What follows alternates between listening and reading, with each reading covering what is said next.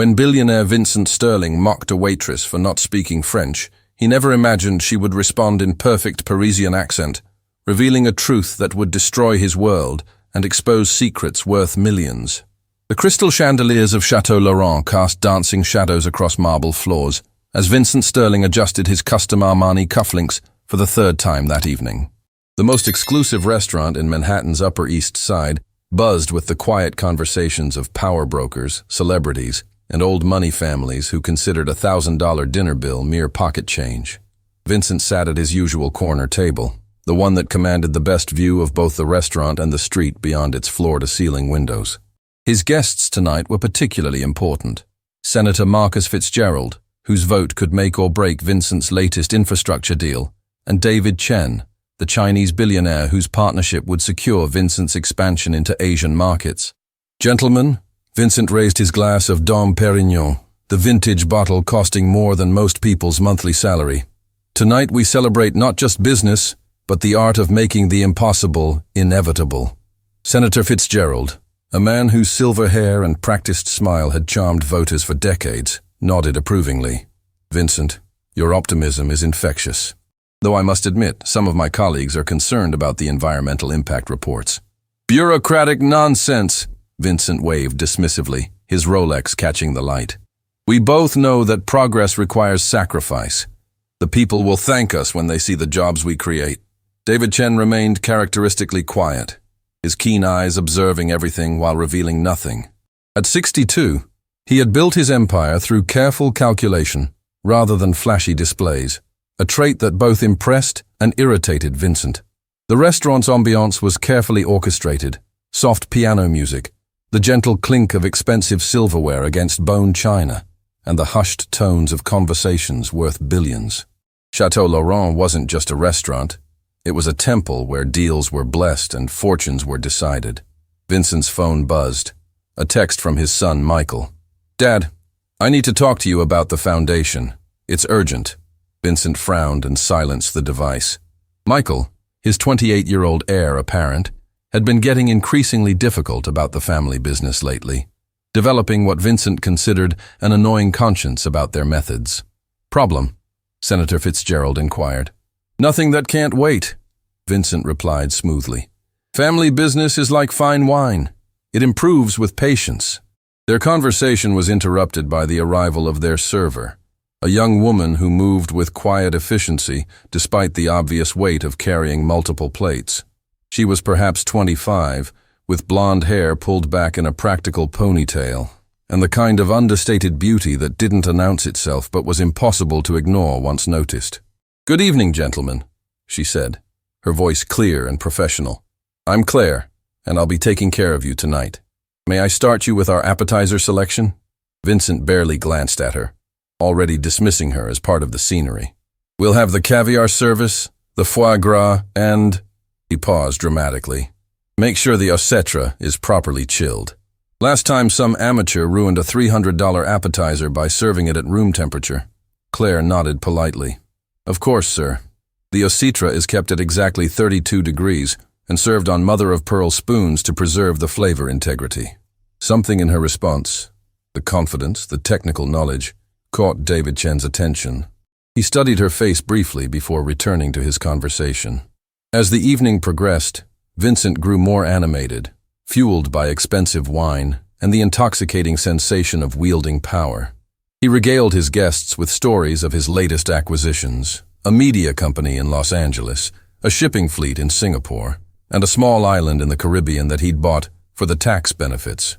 "The beauty of wealth," Vincent declared, his voice carrying to nearby tables, "is that it makes everything simple. Problems become solutions, obstacles become opportunities, and people—" He gestured vaguely toward the waitstaff. "People become resources." Senator Fitzgerald chuckled uncomfortably. Even by his standards, Vincent was being particularly crude tonight. Claire returned with their main courses: Wagyu beef that cost more per pound than most people's weekly grocery budget, lobster flown in fresh from Maine that morning, and vegetables cultivated in controlled environments that required more technology than some hospitals. "The chef's compliments," Claire said, setting down each plate with practiced precision. He wants you to know that the beef is from cattle that were massaged daily and fed a diet of grain and beer.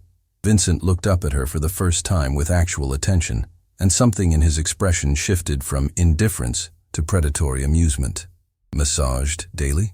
How delightfully ridiculous. I suppose next you'll tell me they were read bedtime stories. Actually, Claire replied evenly, some premium cattle farmers do play classical music for their herds. Studies suggest it improves both the quality of life for the animals and the eventual meat quality. Vincent's eyes narrowed. There was something about this waitress that irritated him. Her composure, her knowledge, the way she didn't seem impressed by his obvious wealth. In his world, service workers were supposed to be grateful, deferential, maybe even a little afraid. Claire was none of those things. How educational, Vincent said, his tone dripping with condescension. Tell me, Claire, that is your name, isn't it? Where exactly did you acquire such extensive knowledge about cattle farming? Did you study agriculture at some community college? The question was loaded with malice, designed to embarrass and diminish. Vincent's guests shifted uncomfortably, recognizing the cruelty in his voice. Claire's expression didn't change. I find it important to understand what I'm serving, sir. Guests often have questions. Questions, Vincent repeated, leaning back in his chair. Well then, since you're so knowledgeable, perhaps you can tell us about the wine we're drinking. The sommelier was very excited about its, what did he call it? Terroir. He pronounced the French word with exaggerated emphasis, making it clear he was testing her.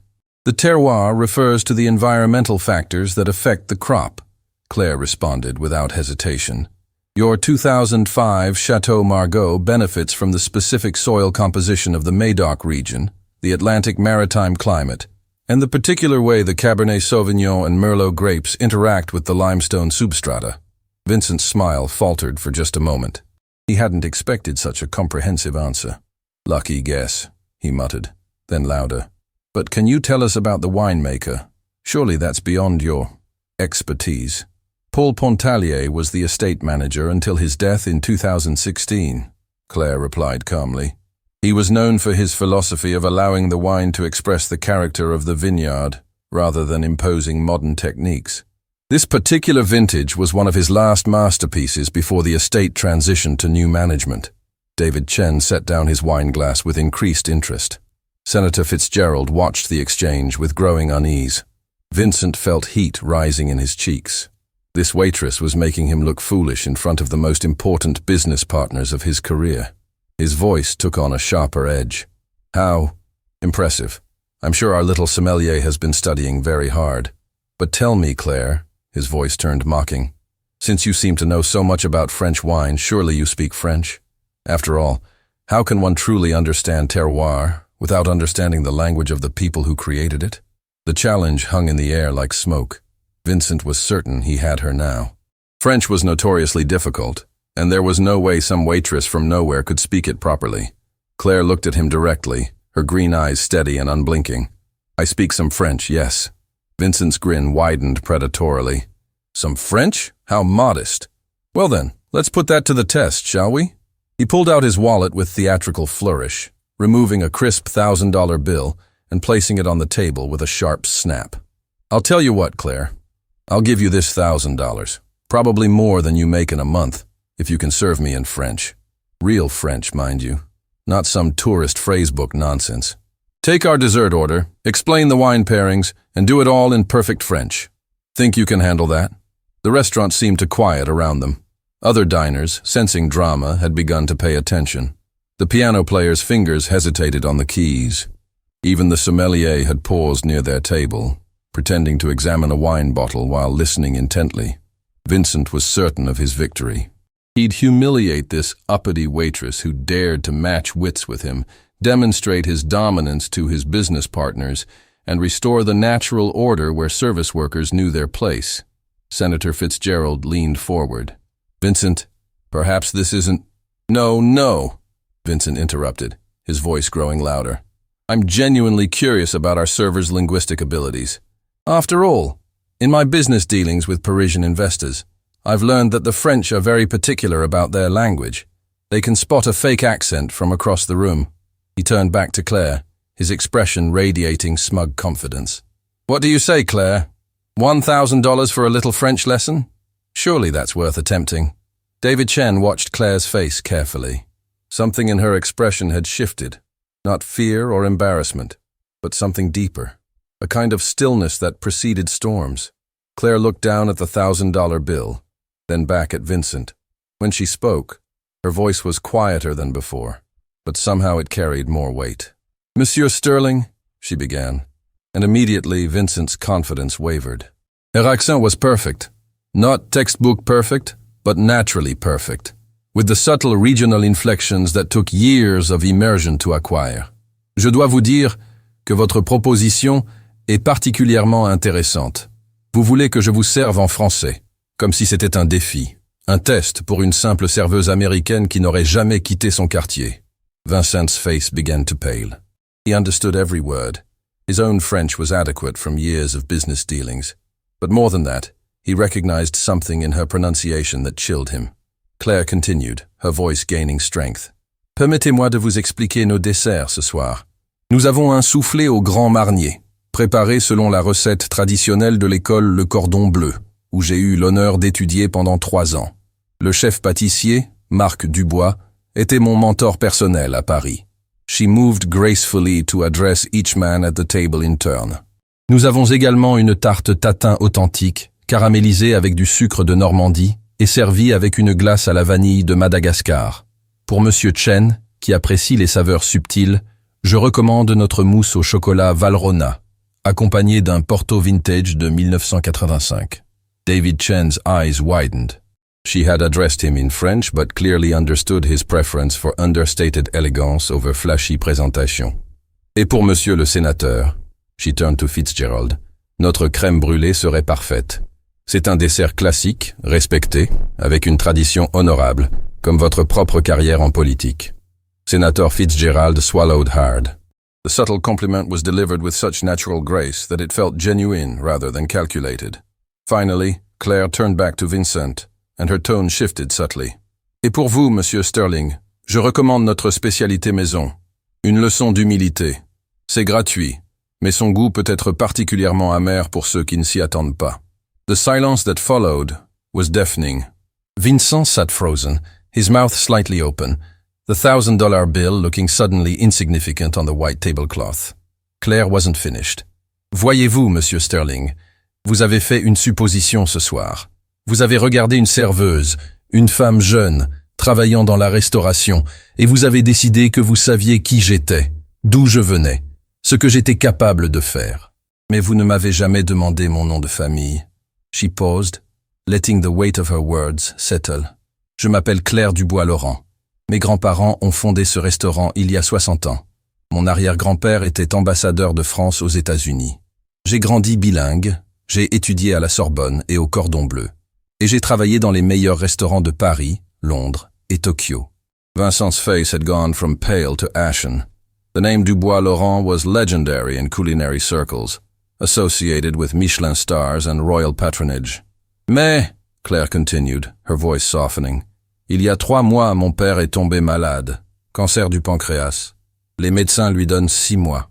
J'ai quitté mon poste de chef exécutif au Georges V à Paris pour revenir ici, pour être avec lui, pour l'aider à gérer l'entreprise familiale pendant qu'il se bat pour sa vie. The emotional weight of her revelation hit the table like a physical force. David Chen looked down at his hands. Senator Fitzgerald had stopped eating entirely. Alors oui, Monsieur Sterling, je peux vous servir en français.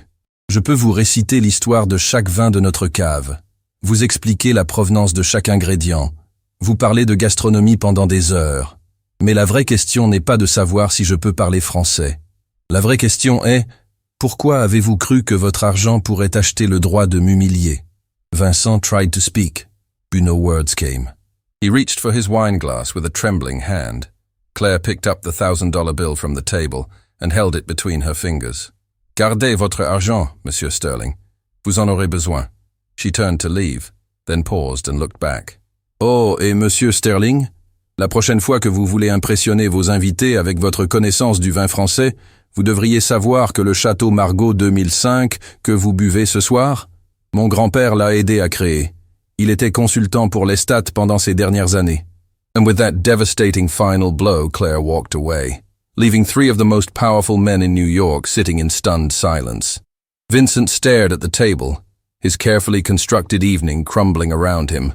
Senator Fitzgerald cleared his throat uncomfortably. "Vincent," he said quietly, "perhaps we should—" "No," Vincent interrupted, his voice barely a whisper. He looked up, and for the first time in years, uncertainty flickered in his eyes. "No, we need to— I need to—" But he couldn't finish the sentence. What did he need to do? Apologize? Pretend it never happened? Try to salvage his dignity? David Chen, who had remained silent throughout the exchange, finally spoke. "Mr. Sterling, I've been in business for 40 years. I've learned that a man's character is revealed not in how he treats his equals, but in how he treats those he believes to be beneath him." He set down his napkin and stood. "I think I need some air." As Chen walked away, Vincent realized his multi-billion-dollar Asian expansion deal was walking away with him. Senator Fitzgerald followed suit. "Vincent, I need to think about our conversation earlier. About the infrastructure project, I'll call you next week." Vincent watched his political support disappear as well. Alone at the table, surrounded by the remnants of a meal that had cost more than most people's rent, Vincent Sterling faced something he hadn't experienced in decades, genuine consequence for his actions. But Claire's story was far from over. In the restaurant's kitchen, Claire leaned against the stainless steel prep counter, her hands finally trembling as the adrenaline began to wear off. The other staff members gave her space, unsure how to react to what they'd witnessed. Her phone buzzed. A text from her father, Pierre Dubois-Laurent, who was currently undergoing chemotherapy at Mount Sinai Hospital. "Ma chérie, I heard what happened. The kitchen staff is already talking. Are you okay?" Claire smiled despite herself. Even from a hospital bed, her father somehow knew everything that happened in his restaurant. She texted back, "I'm fine, Papa, just defending the family honor. Like your grandmère would have done, she would be proud." Claire closed her eyes, thinking of her grandmother, Marie-Claire Dubois, who had fled Nazi-occupied France with nothing but recipes hidden in the lining of her coat and the determination to rebuild her family's culinary legacy in America. "Miss Claire?" A soft voice interrupted her thoughts. She turned to see Miguel Santos, the youngest member of the kitchen staff, looking at her with a mixture of awe and concern. "Miguel, what is it?" "That man, the one he's asking to speak with you. At his table." Claire frowned. "Mr. Sterling?" "Si. He looks different. Smaller, somehow." Claire considered this. She could refuse, of course. She could go home to her small apartment, call her father, and try to forget this evening ever happened. But something in Miguel's description intrigued her. "Tell him I'll be out in 5 minutes." When Claire emerged from the kitchen, she found Vincent Sterling alone at his table, staring at the $1,000 bill she had left behind. His posture was different. Shoulders slumped, hands folded, the aggressive confidence completely drained away. He looked up as she approached, and she was surprised to see something in his eyes she hadn't expected. Shame. "Miss Dubois-Laurent," he began, then stopped. May I call you Claire?" "You may." He gestured to the empty chair across from him. "Would you sit, please?" Claire remained standing. "If you have something to say, Mr. Sterling, please say it." Vincent nodded, accepting her choice. "I owe you an apology. More than an apology. I was cruel tonight. Deliberately cruel. And there's no excuse for that." "No," Claire agreed. "There isn't. You mentioned your father is ill. I lost my father 10 years ago. Also cancer. Liver cancer." Vincent's voice was quiet, almost fragile. "I know what you're going through." "Do you?" Claire's tone was skeptical. "I spent his last months fighting with him. About business, about money, about everything that seemed important at the time but wasn't important at all." Vincent looked down at his hands. "I never got to apologize to him for becoming someone he wouldn't recognize." Claire studied his face, looking for signs of manipulation, of calculated emotion designed to win sympathy. She found none. "What do you want from me, Mr. Sterling?" "Nothing," he said immediately. I don't want anything. I just needed you to know that what happened tonight, the way I treated you, it says nothing about you and everything about me. You were magnificent, graceful under pressure, intelligent, dignified. Everything I wasn't. He picked up the $1,000 bill. You were right to refuse this. It was insulting to offer it. But I wonder, would you accept it as a donation? To help with your father's medical expenses? Claire's expression softened slightly. That's generous, but we have good insurance. Then to the restaurant. For whatever needs. Mr. Sterling, Claire interrupted gently. Money isn't the solution to every problem. Then what is? The simple, honest question hung between them.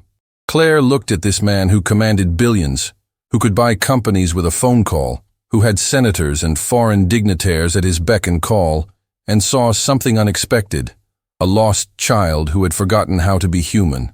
May I tell you something about my grandmother? Claire asked. Vincent nodded. When she arrived in New York in 1943, she had nothing. No money, no connections, barely spoke English, but she knew food, and she knew people. She started by cooking for other refugees in a church basement. Just simple meals, nothing fancy. Claire sat down across from him, finally accepting his invitation. One day, this businessman came to the church looking for my grandmother. He'd heard about her cooking and wanted to hire her for a private party. He offered her more money than she'd seen since leaving France. What did she do? She asked him why he wanted to hire her. He said because he'd heard she was the best. So she asked him to stay for dinner that night, with the refugees, to eat what they ate, to hear their stories.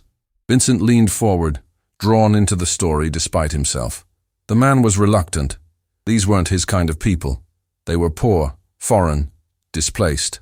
But something about my grandmother's manner convinced him to stay. Claire's eyes grew distant, remembering stories told around family dinner tables. That night, he sat next to a Polish violinist who had lost his entire family, a Belgian nurse who had saved dozens of children from the bombing, a German physicist who had fled when he refused to work on weapons. Over my grandmother's simple beef stew, he learned more about courage, sacrifice, and resilience than he had in 40 years of business meetings. Did he hire her? He did, but more than that, he started a foundation to help refugees establish businesses in America.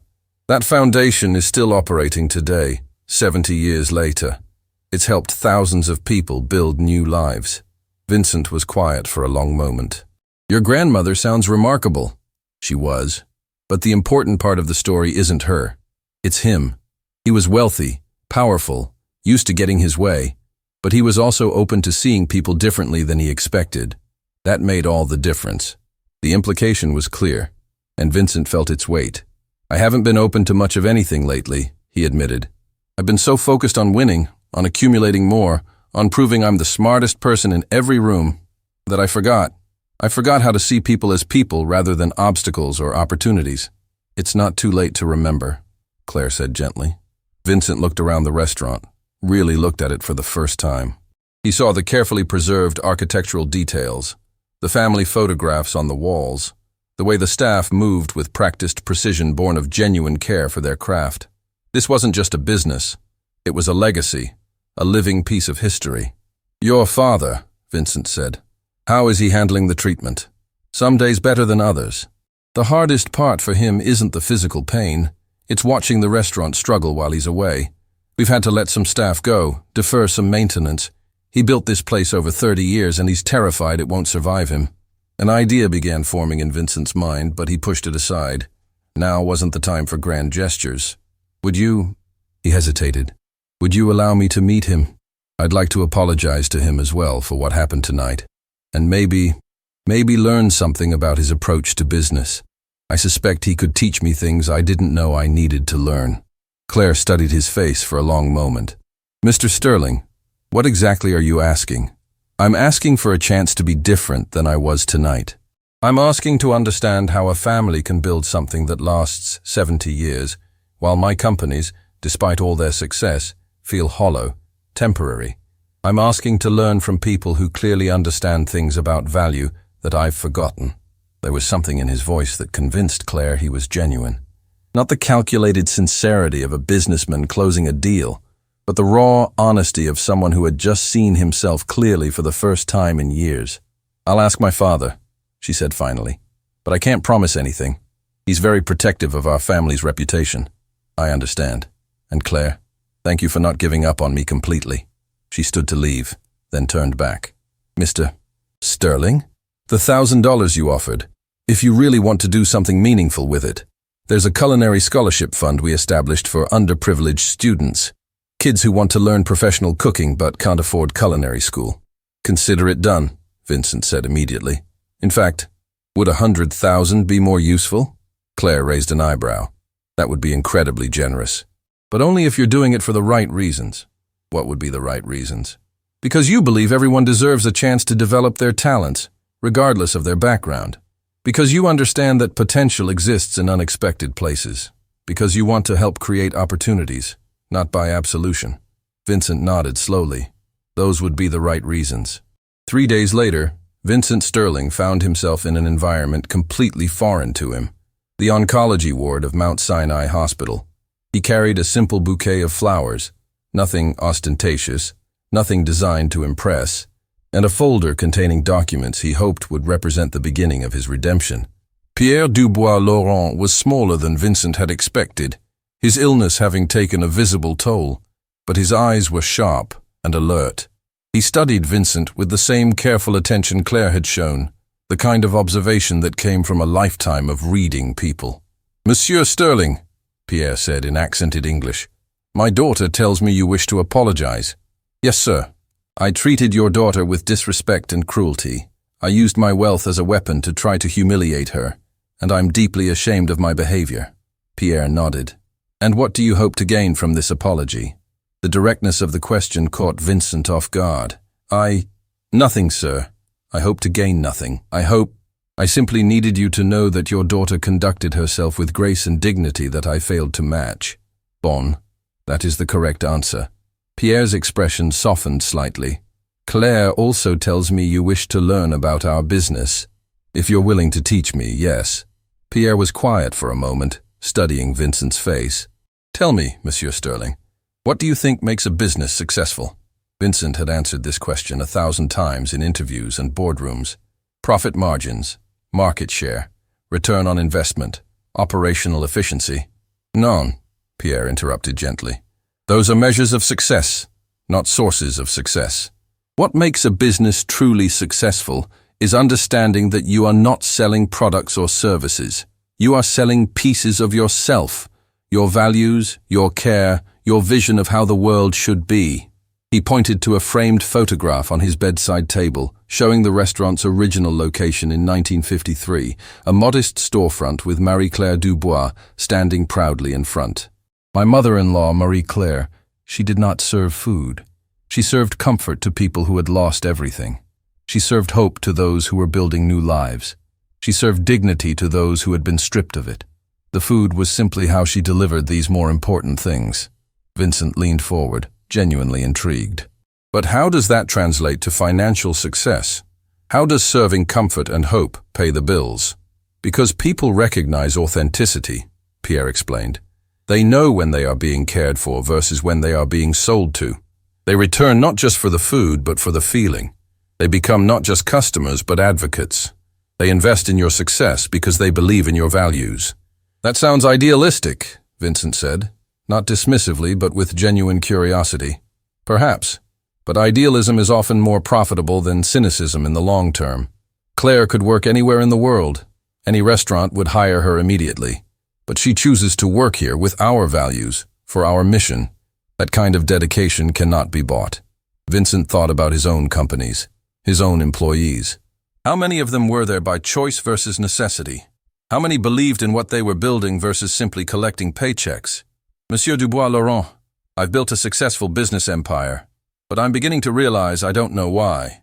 I know the mechanics of it, acquisitions, market manipulation, leveraging advantages, but I don't know the purpose of it. What am I building? What legacy am I leaving?" Pierre smiled, and for the first time, Vincent glimpsed the charm that had built a restaurant empire. "Now you are asking the right questions, mon ami. The answers they will take time to discover. But I will tell you this. The best business leaders I have known were not those who accumulated the most money. They were those who created the most value for others." They talked for 2 hours.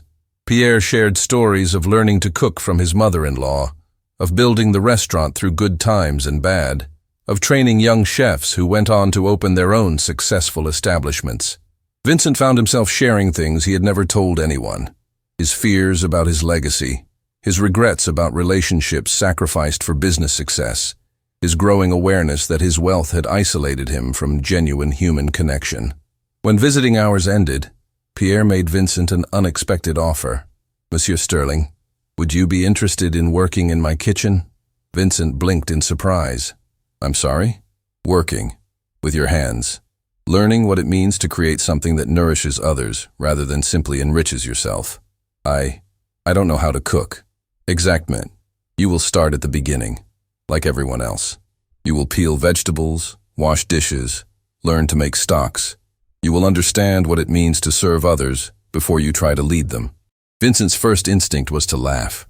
The idea of Vincent Sterling, billionaire industrialist, peeling potatoes in a restaurant kitchen was absurd. But something in Pierre's expression stopped him. "You're serious." "Completely serious.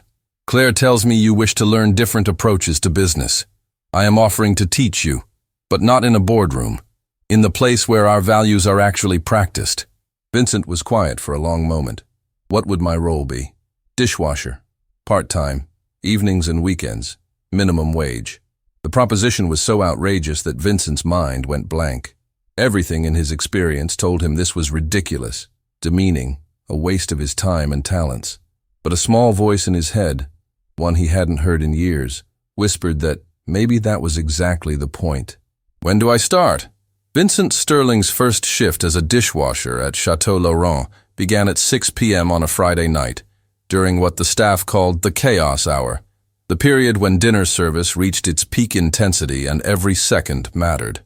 Miguel Santos, the same young man who had delivered messages between Claire and Vincent, was assigned as his trainer. At 19, Miguel had been working in restaurant kitchens since he was 14, sending most of his earnings back to his family in Guatemala. "Senor Sterling," Miguel said, trying to hide his amazement at addressing a billionaire while holding a dish towel, "the most important thing about washing dishes is the speed, but not just speed. Accuracy. A glass with water spots, it goes back. A plate with grease, it goes back. The kitchen trusts us to send them clean tools to serve the customers." Vincent nodded, tying on an apron that read Chateau Laurent in elegant script. The cotton felt strange against his hands, which were soft from a lifetime of avoiding manual labor. "How many dishes do we wash in a typical evening?" Vincent asked. "Maybe 800 plates, 300 glasses, 200 pieces of silverware, plus all the pots, pans, and prep containers." Miguel demonstrated the proper technique for loading the industrial dishwasher. But it's not just about the numbers. Each dish represents a customer's experience. If their plate is dirty, it ruins their meal, their memory of this place. For the first hour, Vincent was hopelessly slow. His hands, unaccustomed to the repetitive motions, cramped within minutes. The hot water turned his fingers red, then numb. Plates slipped from his wet grip, sending Miguel diving to catch them before they shattered on the tile floor.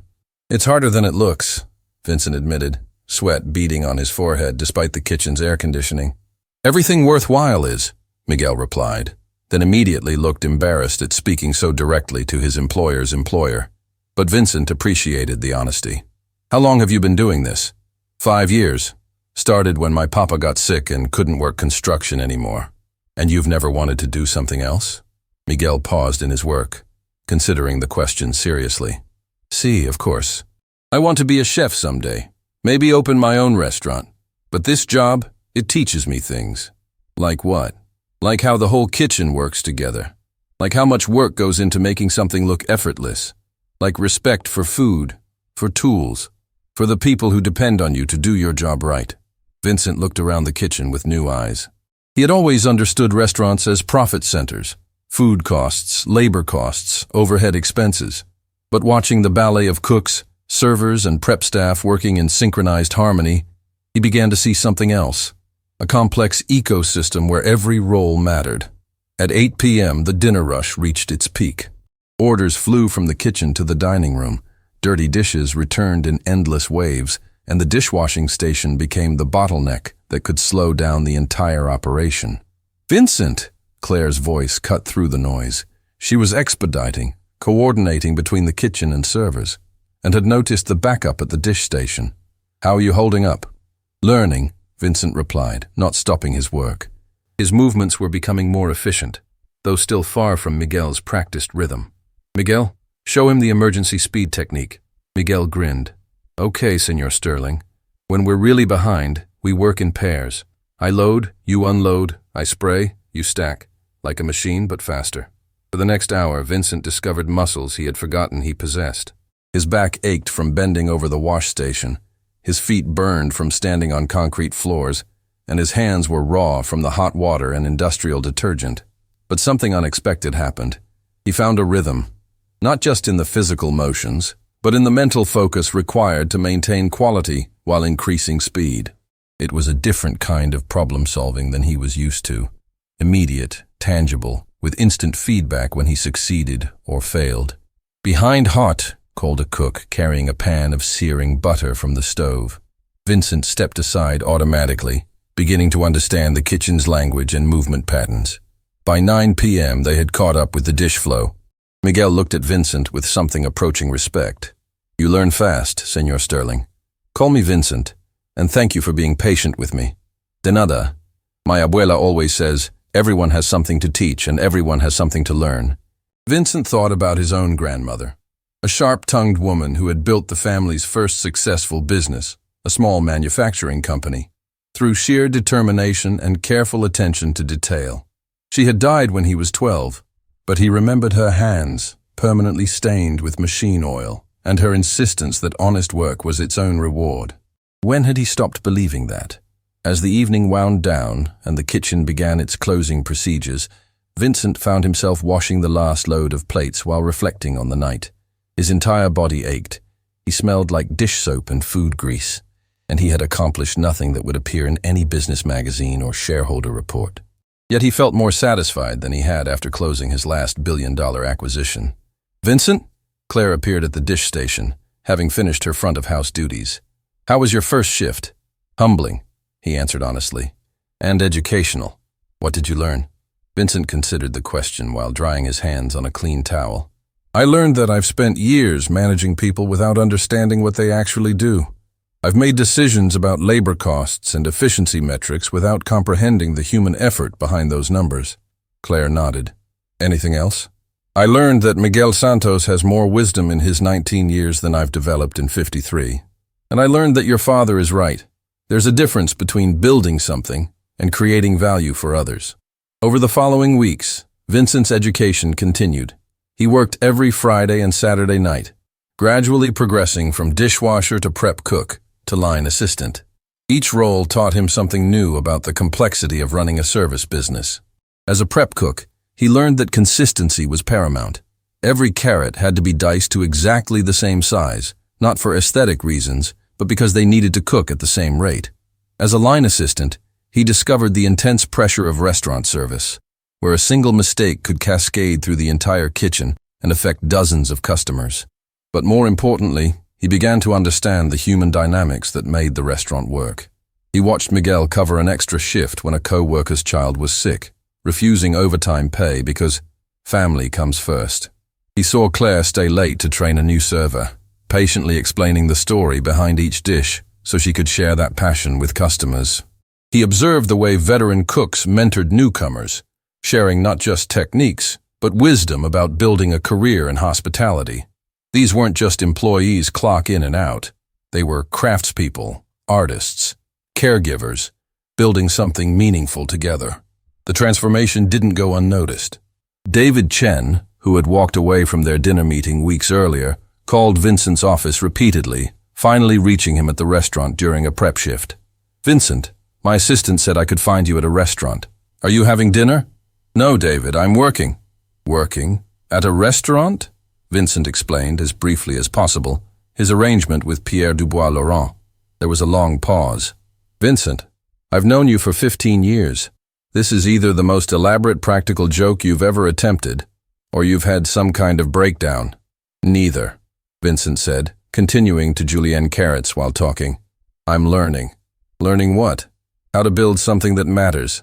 Another pause. I'm intrigued. May I come see this transformation for myself? You can come eat at the restaurant, certainly, but David, don't expect special treatment. I'm the guy washing your dishes." David Chen arrived the following Friday, bringing with him Senator Fitzgerald, who had also been curious about Vincent's reported personality change. They were seated at a different table. Vincent had requested never to be assigned to his old corner spot, and served by Claire with her usual professional grace. "Gentlemen," she said, recognizing them but showing no trace of the previous encounter, "welcome back to Chateau Laurent. I'm Claire, and I'll be taking care of you tonight." Through the service window, they could see Vincent working the salad station, his movements efficient and focused. He wore the same chef's coat as every other line cook, his hair covered by a regulation cap, sweat beading on his forehead from the kitchen heat. "I'll be damned," Senator Fitzgerald murmured. "He's actually working." "More than that," David observed, watching Vincent coordinate with the other cooks. "He's working well. Look at how the staff interacts with him. That's not deference, it's respect." Their meals arrived perfectly prepared and beautifully presented. David noticed that his salmon was cooked exactly as he preferred, despite not having specified his preference to Claire. After dinner, they asked to speak with Vincent. He emerged from the kitchen, still in his work clothes, looking tired but oddly content.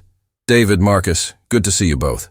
"Vincent," Senator Fitzgerald began, "I have to ask, what the hell are you doing?" Vincent smiled. "Learning how to run a business that people actually want to work for, rather than one they simply endure." "And what have you learned?" David asked. "That I've been measuring success all wrong.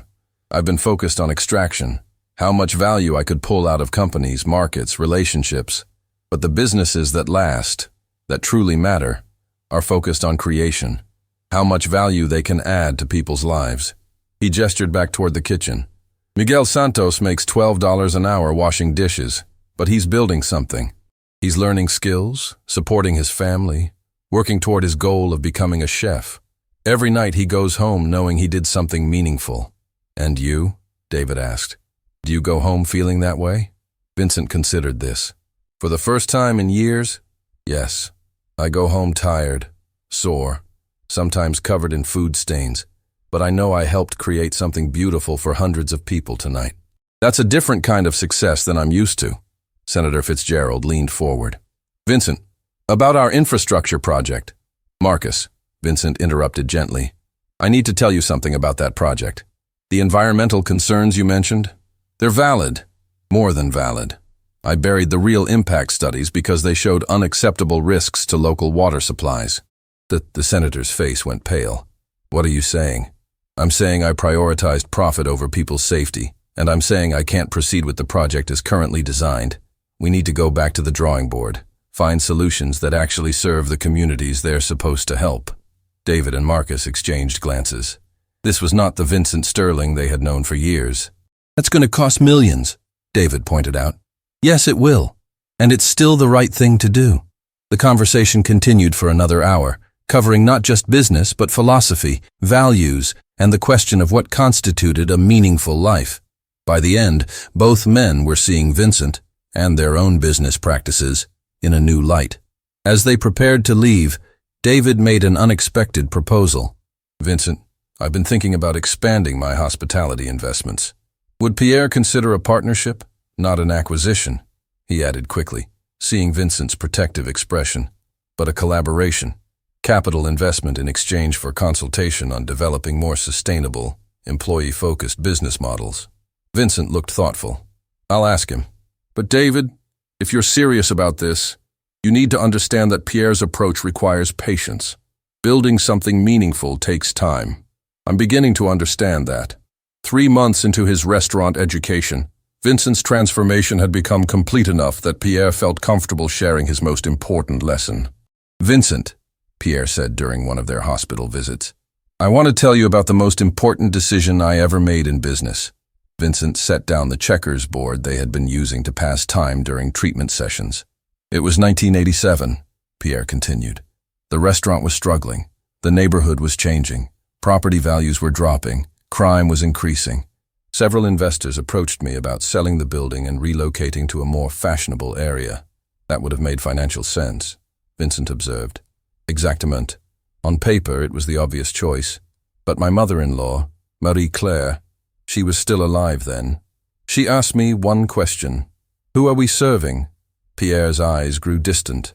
I realized we weren't just serving the wealthy customers who could afford our prices. We were serving our employees, who lived in this neighborhood and needed their jobs to be accessible. We were serving the community, which needed an anchor business to maintain stability. We were serving the memory of everyone who had built something here before us. What did you decide? We stayed.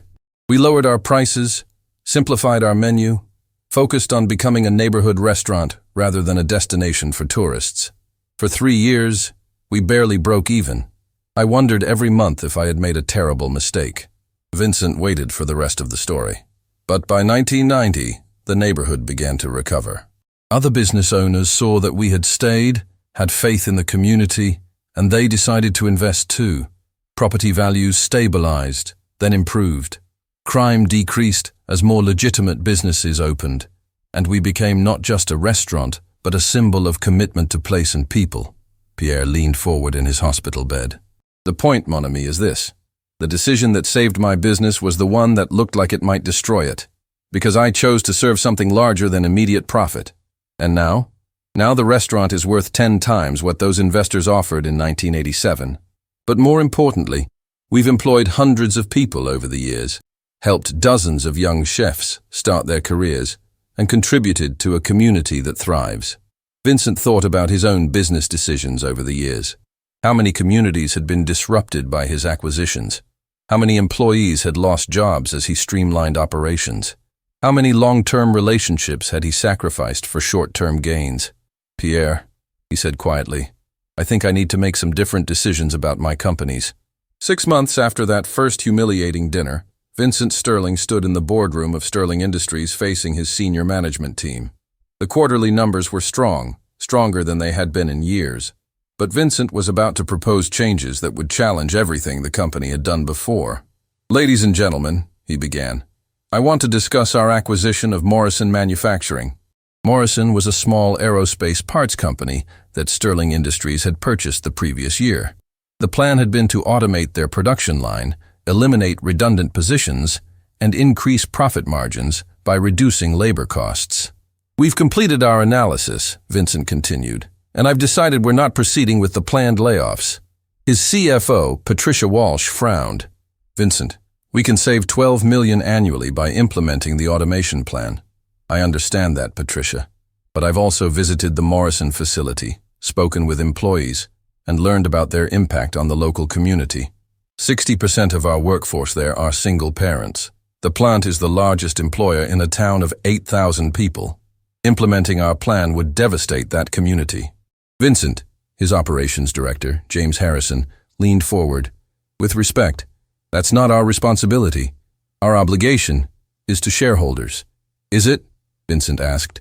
Or is our obligation to build a sustainable business that creates value for everyone it touches? He had been anticipating this resistance. 6 months earlier, he would have made the same arguments his team was making now. I'm proposing an alternative approach, Vincent continued.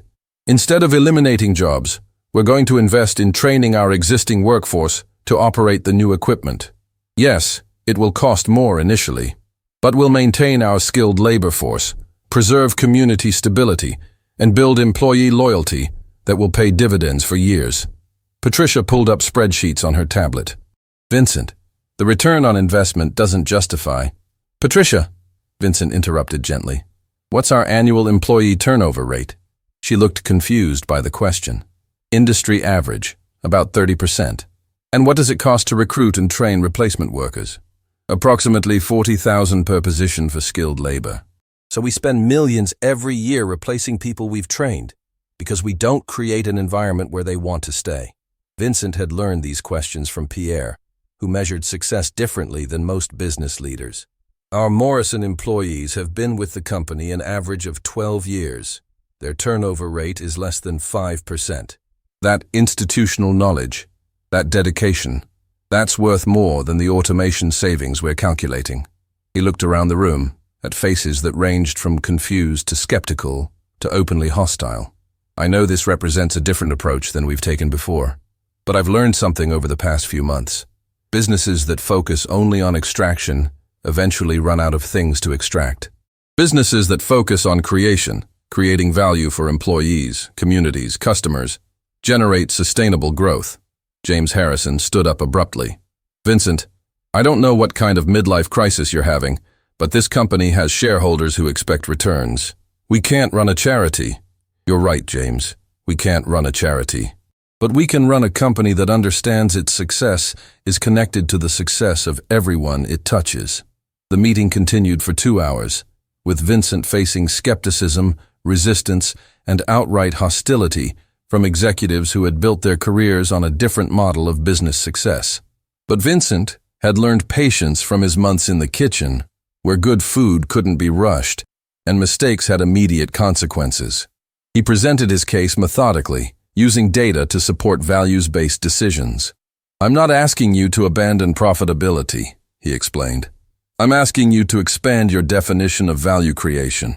By the end of the meeting, he had convinced some, puzzled others, and alienated a few.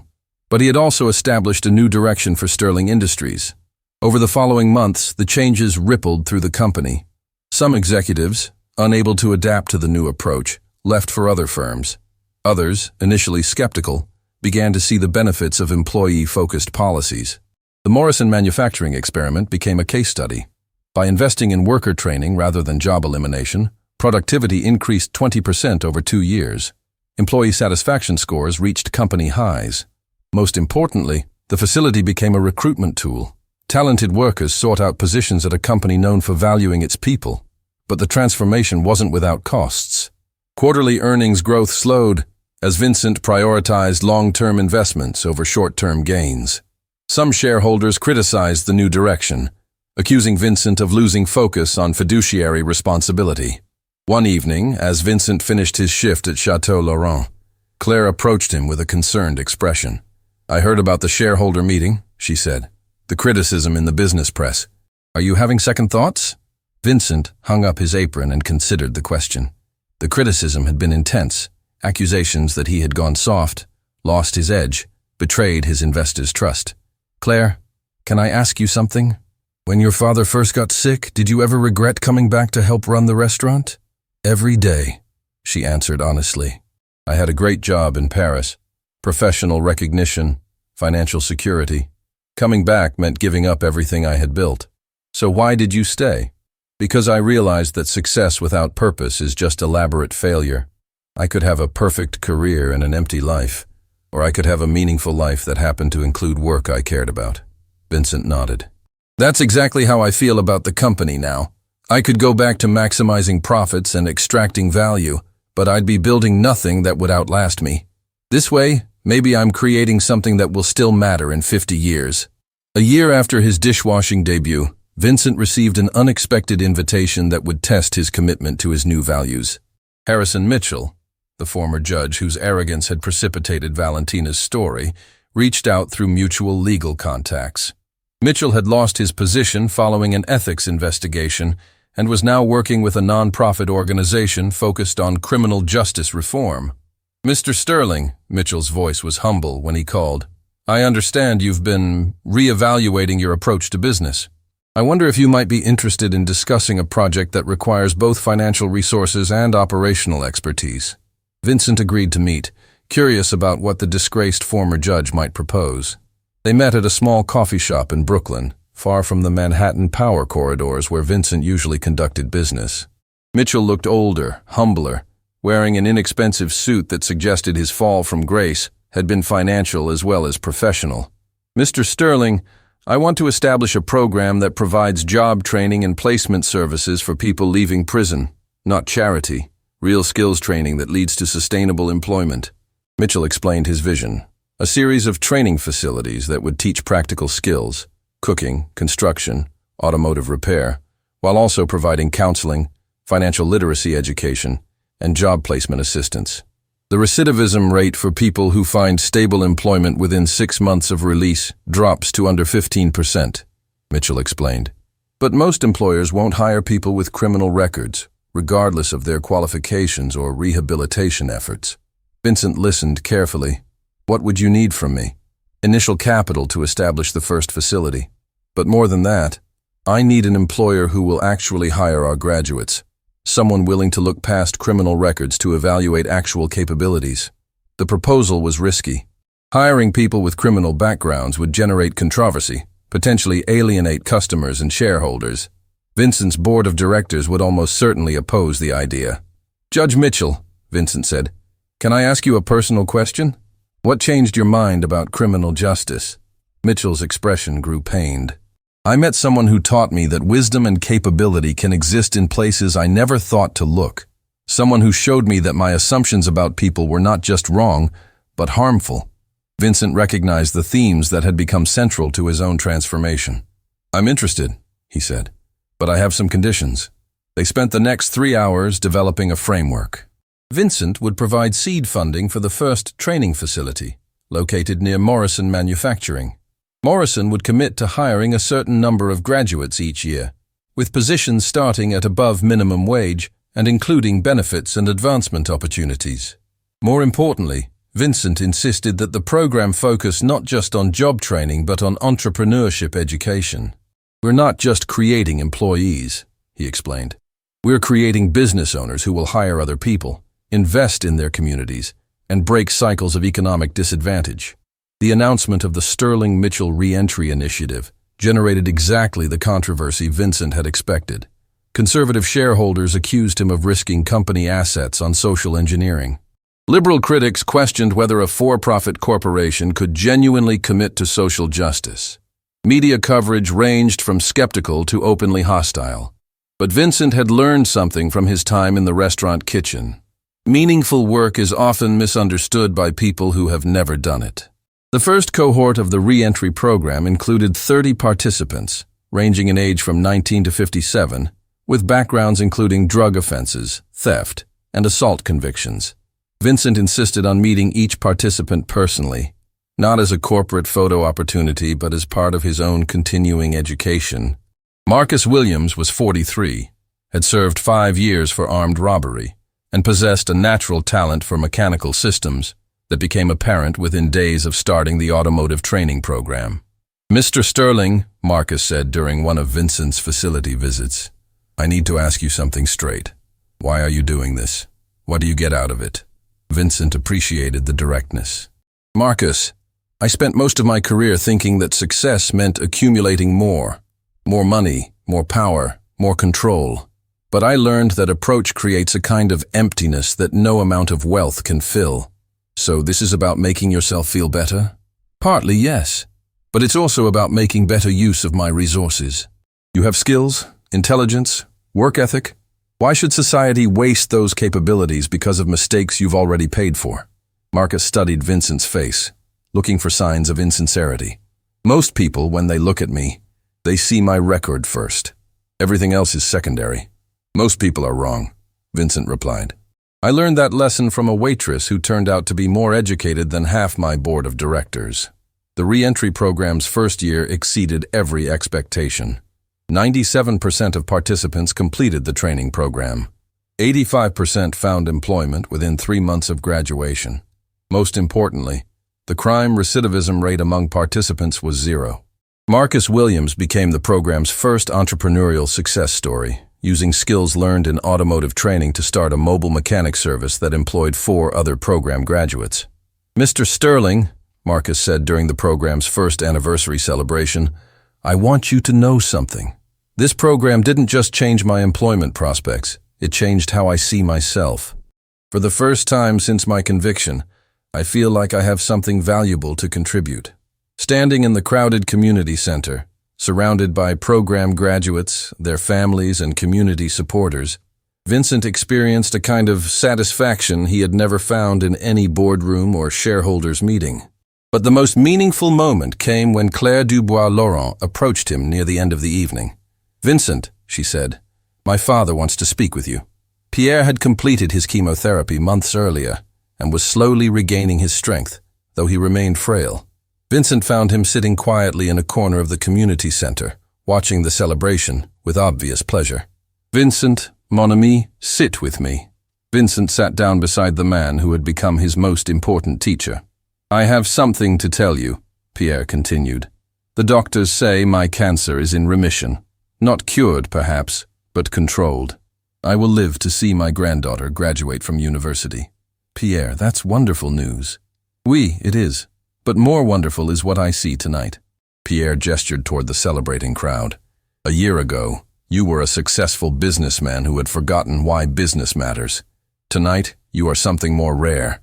A successful businessman who remembers that business is about people. Vincent felt emotion rising in his throat. I had a good teacher. Non, Pierre shook his head. You had a good willingness to learn. That is much more rare than good teachers. They sat in comfortable silence for several minutes, watching Marcus Williams demonstrate auto repair techniques to a group of fascinated children. Pierre, Vincent said finally, I want to ask you something. David Chen has been serious about his partnership proposal. He wants to help expand your model to other cities. But I know you're protective of the restaurant's values. Are you interested? Pierre was quiet for a long moment. You know, Vincent, my mother-in-law used to say that the best test of whether something is worth preserving is whether it can survive being shared.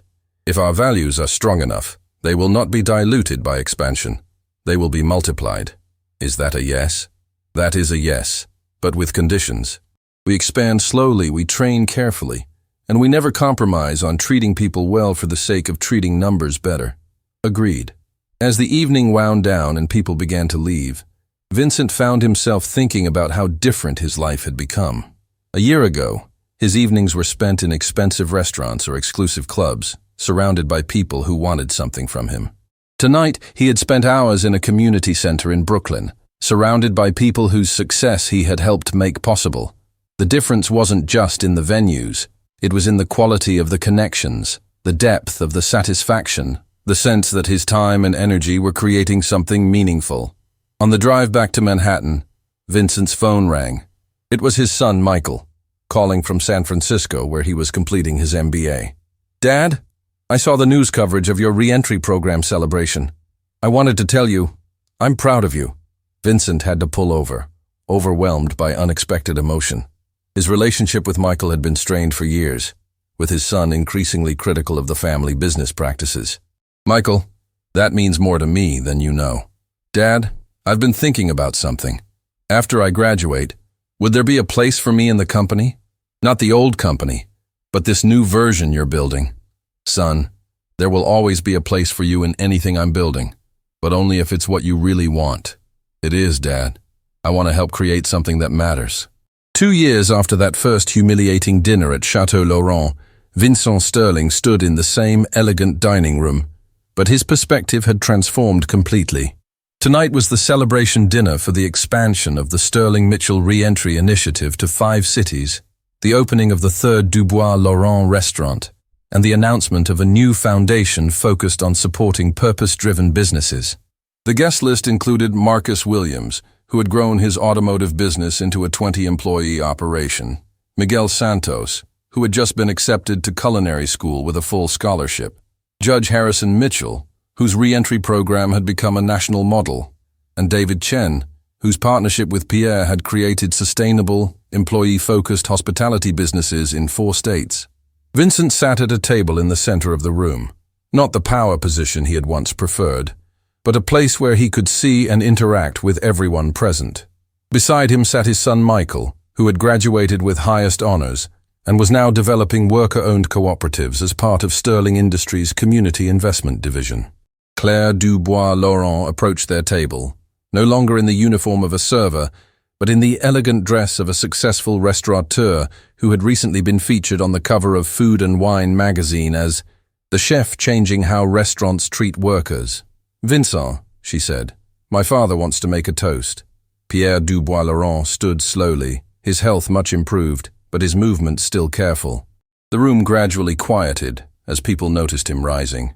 Mes amis, he began, his voice carrying clearly through the dining room. Tonight we celebrate many things. Successful businesses, transformed lives, communities made stronger. But most of all, we celebrate the truth that people are capable of change, of growth, of becoming better than they were. He looked directly at Vincent. 2 years ago, a man came to this restaurant who had forgotten that business success without human decency is not success at all. Tonight, that same man employs hundreds of people in jobs that honor their dignity, invests in communities that others had abandoned, and builds enterprises that serve purposes larger than profit. Pierre raised his glass. To Vincent Sterling, who learned that the most profitable investment is in human potential. The applause that followed was warm and genuine, coming from people whose lives had been directly improved by Vincent's transformation. But as Vincent stood to respond, he thought not about his own journey, but about all the people who had taught him that success could be measured in ways he had never imagined. Thank you, Pierre, but tonight is not about me. It's about all of us, and what we can accomplish when we remember that business is fundamentally about serving others. He looked around the room at faces that had become familiar, important, meaningful to him in ways that stock prices and acquisition deals never had. A wise woman once taught me that the most valuable things cannot be bought, only earned through respect, care, and genuine service to others. Tonight, surrounded by all of you, I feel wealthy in ways that have nothing to do with money. Vincent raised his own glass. To second chances, to human potential, and to the truth that it's never too late to become who we're meant to be. As glasses clinked around the room and conversations resumed, Vincent felt a hand on his shoulder.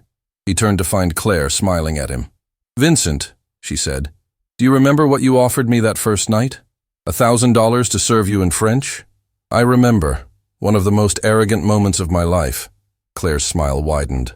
"Well, I have a counter-offer for you." "Oh?" "I'll serve you in French tonight for free, because now I know you understand what service really means." And as Claire walked away to greet other guests, Vincent Sterling realized that the most important transaction of his life hadn't involved money at all. It had been the exchange of arrogance for humility, isolation for connection, and the discovery that true wealth was measured not in what you accumulated, but in what you created for others.